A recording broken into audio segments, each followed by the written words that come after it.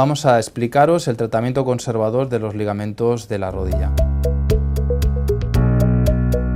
Fundamentalmente hablaremos del tratamiento conservador de los ligamentos laterales, ligamento lateral interno, ligamento lateral externo y aquellos esguinces leves del ligamento cruzado posterior.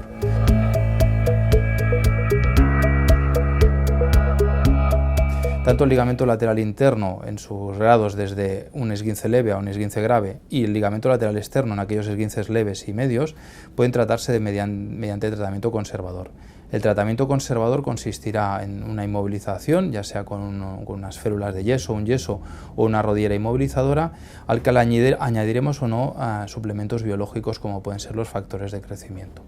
El ligamento cruzado posterior también se utilizará unas rodilleras especiales que lo que hacen es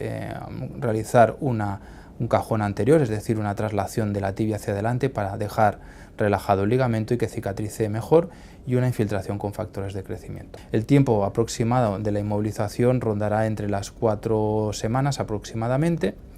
y pasaremos a un segundo estadio en el que haremos un tratamiento fisioterápico consistente en mejorar la movilidad, mejorar el balance articular, mejorar la fuerza,